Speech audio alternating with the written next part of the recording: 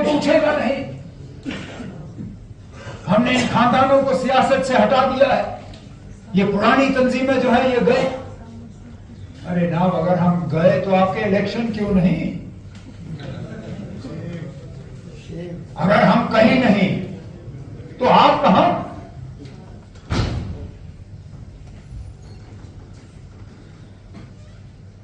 हिम्मत नहीं है इन बीजेपी वालों को कि ये लोगों का सामना करें, है नहीं? इसलिए फिर इंतजामिया के पीछे छुप जाते हैं, एडमिनिस्ट्रेशन का सहारा लेते हैं।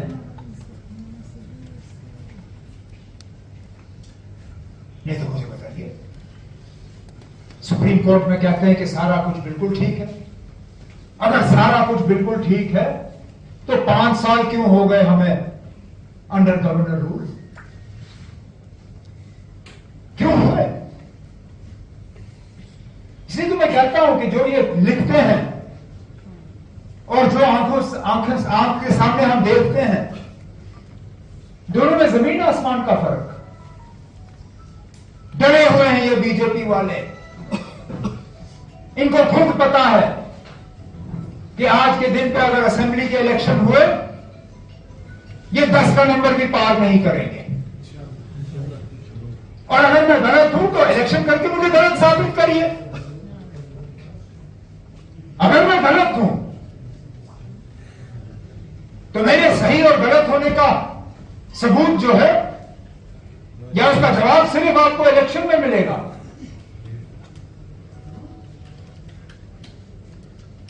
पार्लियामेंट के इलेक्शन आपने कराने ही कराने हैं, उसके साथ असेंबली के इलेक्शन भी कराना है। दूध का दूध, पानी का पानी, जैसा होगा देखी जाएगी। लेकिन देखना, वो भी करने की हिम्मत नहीं रखते। उस वक्त भी छुपेंगे इंतजामिया के पीछे, जिस तरह पिछले 5 साल से छुपते आए हैं। लेकिन हम घबराएंगे नहीं, हम मायूस नहीं होंगे, हम परेशान नहीं होंगे।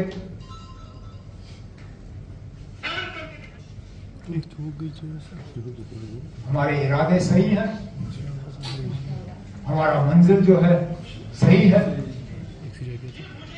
अल्लाह ताला का साथ रहेगा, खुद ब खुद रास्ता जो है हमारे सामने साफ होगा। मैंने कहा आप पूछते रहो। शुक्र है कभी कभी जाने अनजाने यही लोग हमारी मदद करते हैं।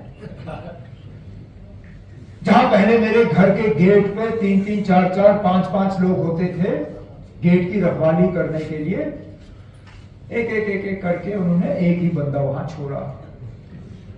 मैंने जब देखा कि उसका ध्यान कहीं और था,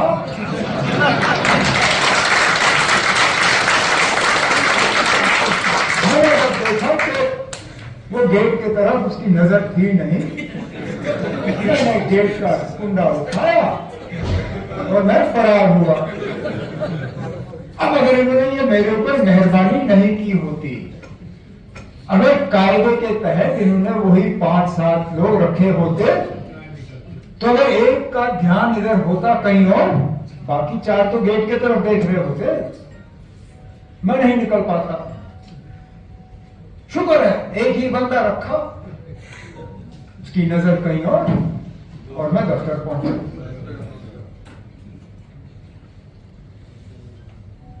कितने अफसोस की बात कि हम दुनिया भर में जमहूरियत की बात करते हैं। अमेरिका जाते हैं तो जमहूरियत, विलायत जाते हैं तो जमहूरियत, फ्रांस जाएंगे तो जमहूरियत। लेकिन जब वाकई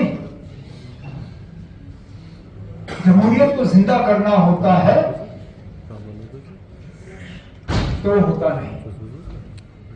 अब जैसे मेरे बाकी साथियों ने यहां कहा, आखिरकार 31 में जिन्होंने शहादत दी, किस लिए दी? शख्सी राज के खिलाफ इंसाफ हासिल करने के लिए, अंग्रेजों के खिलाफ, यहां अपनी आजादी हासिल करने के लिए। बाकी मुल्क में जिन लोगों ने शख्सी राज के खिलाफ मुहिम चलाई हो या अंग्रेजों के खिलाफ लड़ा हो, उनको आज भी श्रद्धांजलि पेश की जाती है, खराज अकीदत पेश की जाती है, पार्लियामेंट में याद किया जाता है। लेकिन यहां पे जिन लोगों ने उसी तरह का मुहिम चलाया, उनको जलील करने की कोशिश की जाती है। 13 जुलाई हमारा कौमी दिन, बाज़ाब्ता वहां स्टेट फंक्शन होता था, वो रद्द किया। छुट्टी थी उस दिन, छुट्टी भी कैंसिल की। चलिए, हुकूमत का अपना हक होता है, वो करे ना करे। लेकिन हम जैसे लोग जो वहां जाके कम से कम खिराज अकीदत पेश करते, हमें भी वहां जाने की इजाजत नहीं। क्यों? क्योंकि आज के हमारे जो हुक्मरान हैं वो सारे फैसले सिर्फ मजहब देख के करते हैं। हकीकत यह है कि 31 में जो लोग कुर्बान हुए वो मुसलमान थे और मुहिम चला रहे थे गैर मुसलमान के खिलाफ। यही सच्चाई है और इसलिए इन लोगों को यह हजम नहीं होता। हकीकत यह है कि अगर 31 में शख्सी राज करने वाला मुसलमान होता और शहादत देने वाले गैर मुसलमान होते, आज सुबह लेफ्टिनेंट गवर्नर साहब उनकी तस्वीरों पे फूल चढ़ा रहे होते। है ये हकीकत या नहीं? ये सच्चाई है। तो उनको असूलों से कोई लेना देना नहीं, उनको सोच से कोई लेना देना नहीं, उनको इस बात से कोई लेना देना नहीं कि ये लड़ाई किसी मजहब के खिलाफ नहीं, उस सोच के खिलाफ, उस निजाम के खिलाफ, शख्सी राज के खिलाफ था। ये लोग सिर्फ और सिर्फ उसको मजहब के तराजू में तोलते हैं। और क्योंकि वहां शहीदों के मजार पर जो मुसलमानों के कब्र है,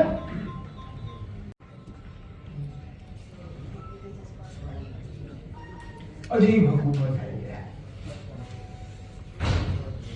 समझ में नहीं आता इनके जहन में क्या है, और हम यकीन करें तो किस चीज पे करें। क्या हम यकीन उस बात पे करें जो कागजी तौर ये सुप्रीम कोर्ट के सामने रखते हैं, या हम यकीन उस बात पे करें जो आंखों देखा हाल हमारे सामने है। सुप्रीम कोर्ट में जब ये वहां पे अपना मौकूफ रखते हैं तो कहते हैं सारा कुछ ठीक है। इस तरह के हालात जम्मू कश्मीर ने कभी देखे नहीं। वहां अमन ही अमन है, चैन ही चैन है, खुशी ही खुशी है, कोई परेशान नहीं है, कोई नाराज नहीं है, किसी तरह की पाबंदी नहीं है। लोग खुलेआम जमहूरियत का ऐसा फायदा ले रहे हैं जैसा फायदा इनको कभी मिला नहीं।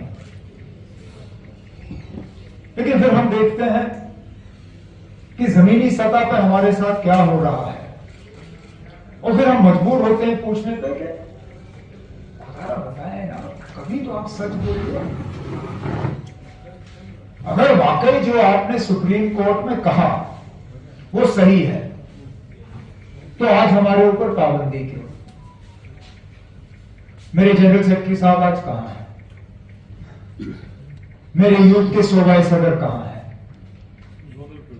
मेरा जोनल प्रेसिडेंट कहां है? मेरा साबका फाइनेंस मिनिस्टर और सीनियर साथी राठौर साहब वो कहां पे हैं? मेरे साबका वजीर और सीनियर साथी सकीना यत्तू वो कहां? और इस तरह और भी हैं जिनके मैं नाम ले सकता हूं। हम मज़ार शोहदा जाना चाहते थे,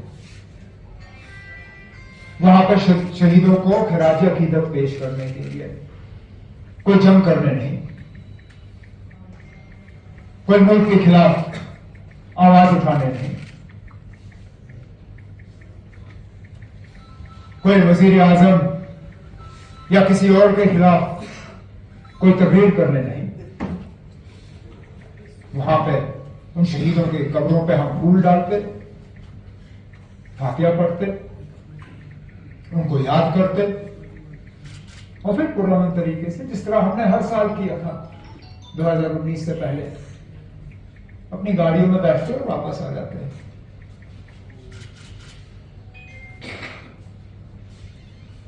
लेकिन ये इतने हिले हुए हैं कि आज मुझे भी घर से निकलने नहीं दिया। और ये कहेंगे, मैं जानता हूं इनका तरीका ही ऐसा है,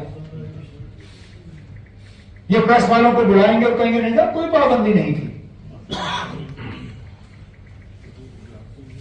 लेकिन सच ये है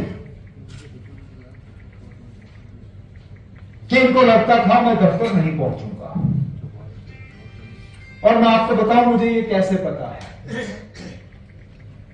आप सब साथी यहां मीटिंगों में आते हो, प्रोग्रामों में आते हो, आपको पता है जिस दिन मेरा या फारूक साहब का प्रोग्राम होता है, बाहर सिक्योरिटी वाले वो मेटल डिटेक्टर लगाते हैं, उनके हाथ में वो होता है जेबों की तलाशी करने के लिए, यहां कोने में जैमर लगा होता है, हमारे मोबाइल फोन चलते नहीं है, और उसी से आप लोगों को आधा घंटा पौना घंटा पहले ही पता चलता है, हाँ ना फारूक साहब ने, उमर साहब ने यहां आना है। आज है कोई यहां?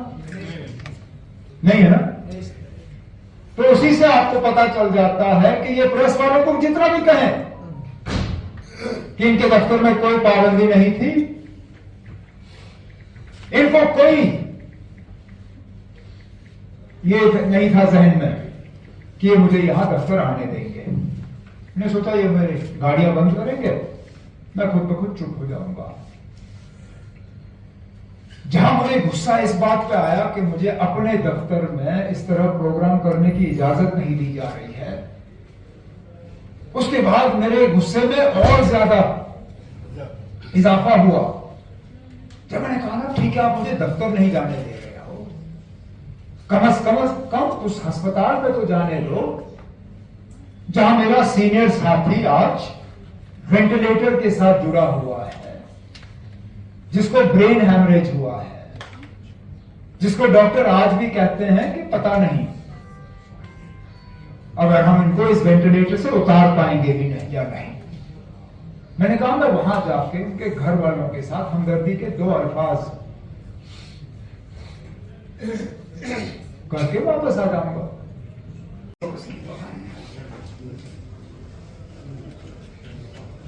फिर ये दुनिया भर में कहते हैं कि हिंदुस्तान में मजहबी भेदभाव नहीं। अरे मजहबी भेदभाव को हम साबित करके आपको दिखा रहे हैं। अगर आपके पास मेरी इस बात का जवाब है तो दे दीजिए।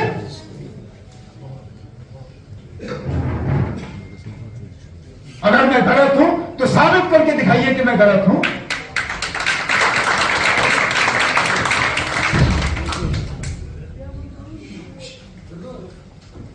ये मुझे एहसास हो रहा है,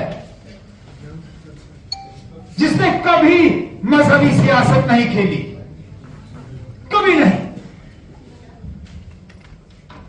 मैं कभी मजहब के नाम पर वोट नहीं मांगता, कभी जात बराबरी के बुनियाद पर मैंने लोगों को अलग करने की कोशिश नहीं की। जब मुझ जैसे बंदे को यह महसूस होना शुरू हो जाए तो बाकियों के दिलों पे क्या बीतती होगी।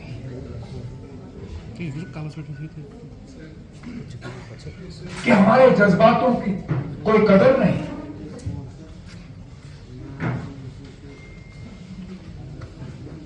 कि हम जो सोचे सो सोचे।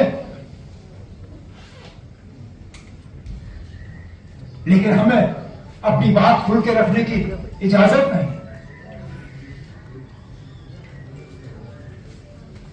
लेकिन कोई दिन हमेशा के लिए नहीं रहता। इंशाअल्लाह जिस शख्सी राज के खिलाफ 31 में इन लोगों ने कुर्बानियां दी, आज एक तरफ से देखा जाए तो उसी तरह का शख्सी राज और उससे बदतर या नहीं। 31 में तो मैं था नहीं, 31 में तो मेरे वालिद साहब भी पैदा नहीं हुए थे। शायद ही हम में से कोई है जो उस वक्त जिंदा था। तो मैं तो कम से कम ये नहीं कह सकता हूं कि वो दिन ज्यादा बदतर थे या ये थे, लेकिन इतना मैं जरूर कह सकता हूं कि उस वक्त इसी तरह का निजाम था, आज भी उसी तरह का निजाम है। मेरा कोई इरादा नहीं था पैदल मार्च करने का। मैं बड़े आराम से गाड़ी में बैठ के दफ्तर आता, जिस तरह मैं हमेशा करता आया हूँ। मैं ड्रामा करने के आदी नहीं, लेकिन आज इन लोगों ने मुझे मजबूर किया कि मैं घर से निकल के पैदल दफ्तर आऊं, क्योंकि इन लोगों ने मेरी सारी गाड़ियां रोकी, मेरी सिक्योरिटी को निकलने की इजाजत नहीं दी। मकसद इनका यही था कि मैं दफ्तर ना पहुंच पाऊं और जो 13 जुलाई के जो शहीद हैं उनको श्रद्धांजलि ना पेश करूं। मैं निकला, पैदल चला, दफ्तर पहुंचा, और अगर ये बार बार इसी तरह करेंगे तो मेरे पास भी और कोई चारा नहीं रहेगा, मुझे भी यही इसी तरह के हरबे करने पड़ेंगे। उमर साहब, लड़ाई एक और भी है, जो छुट्टी थी हमारे यहाँ स्टेट में वो खत्म कर दी, महाराजा की छुट्टी हो गई। जनाब, हुकूमतें बदलती हैं, हुकूमत के फैसले बदलते हैं, वक्त थोड़ा बदलता है। आज एक छुट्टी कैंसिल हुई, दूसरी छुट्टी लगाई गई, कोई बात नहीं ना, ये दौर भी बदल जाएगा। जिस तरह इन्होंने कलम का इस्तेमाल करके कहीं छुट्टियां कैंसिल की, कहीं छुट्टियां डाली, उसी तरह नई हुकूमत आएगी, वो भी कई छुट्टी कैंसिल करके नई छुट्टियां डाल देंगे, कोई बात नहीं ना। स्पीच में भी बोला है, जहां सुप्रीम कोर्ट में ये बताया जा रहा है एवरीथिंग इज नॉर्मल, उसकी तरफ से एक फॉर्मर चीफ मिनिस्टर फातिहा पढ़ने के लिए नहीं जा रहा है। ये एक चीफ मिनिस्टर का हाल है, तो आम लोग क्या एक्सपेक्ट करेंगे, आने वाला फ्यूचर क्या होगा हमारे कश्मीर का? ये लोग हमारे फ्यूचर को ज्यादा और बर्बाद नहीं कर सकेंगे। मामला सुप्रीम कोर्ट के सामने है, सुप्रीम कोर्ट ने भी इनकी बात को माना नहीं। चीफ जस्टिस साहब ने बिल्कुल वाज़िया तौर ये कहा कि जो इन्होंने पॉलिटिकल एफिडेविट फाइल किया, उस एफिडेविट का उनके फैसले पे बिल्कुल कोई असर नहीं होगा। बड़ी अच्छी बात है, ये लोग अपना झूठ बोलते रहेंगे लेकिन उनके झूठ का कोई असर नहीं होगा। और सब 30 तारीख को कॉन्फ्रेंस थी जजेस, सुनने में आया कि उनको शायद यही दिखाया गया था कि एवरीथिंग इज नॉर्मल, आप भी खुद जांचा कीजिए कि वाकई 370 की हम जरूरत है। लेकिन आप, मैं जानता हूं उसका हाल क्या, घर नहीं पहुंच सके हम लोग जो गुटका रोड पे रहते हैं। पूरा दिन ये इलाका बंद था क्योंकि जजों की कॉन्फ्रेंस थी। SKICC के सामने आप में से किसी को गुजरने की इजाज़त नहीं दी गई। हमारे जो ट्रेनिंग बटालियन हैं, पुलिस ट्रेनिंग ये स्कूलों में, उनको खाली कर दिया गया था यहाँ और ज़्यादा पुलिस तैनात करने के लिए। यहाँ हालात नॉर्मल नहीं है ना। हालात नॉर्मल मैं तब मानूं जब हमारे लेफ्टिनेंट गवर्नर साहब राजभवन से एयरपोर्ट पहुँचे बिना ट्रैफिक रोके, फिर मैं मानूं कि हालात नॉर्मल हैं। आज हालात ऐसे हैं कि 10-10, 15-15 मिनट पहले आप लोगों को रोका जाता है, फिर गवर्नर साहब, लेफ्टिनेंट गवर्नर साहब की गाड़ियां निकलती हैं। आज हाल देखिए ना, आज तो गवर्नर साहब की खाली गाड़ियों के लिए भी ट्रैफिक रोका जाता है। गाड़ी में LG साहब थे नहीं, उसके बावजूद ट्रैफिक रोका गया ताकि उनकी खाली गाड़ी हवाई अड्डा पहुंच सके। ये आपको नॉर्मल लगता है? मुझे तो नॉर्मल नहीं लगता। पहली बार आपने कहा कि अगर मुसलमान होता, ये लोग अगर हिंदू होते या कोई और मजहब के होते तो शायद हल्दी गए होते। हकीकत है ना, वक्त लगा इस चीज को अंडरस्टैंड करने में। कोई सारी चीजें जानते हुए पैदा नहीं होता, जैसे जैसे हालात बदल जाते हैं आदमी सीख जाता है। मैं भी इनकी असलियत जो है सीख चुका हूँ। Umar, do you think there's an attempt being made to, distort the history of Kashmir since no political leaders are being allowed to be spaces? There is an attempt to distort the history of India. Why would they not try and distort the history of Jammu and Kashmir? Look at the way entire textbooks are being changed. Look at the way entire chapters are being deleted.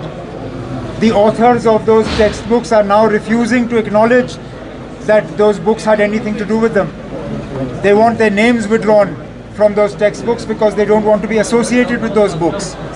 There is a concerted effort being made to rewrite the history of the Union, and in that obviously there is an attempt to rewrite the history of Jammu and Kashmir as well. Okay, Thank you.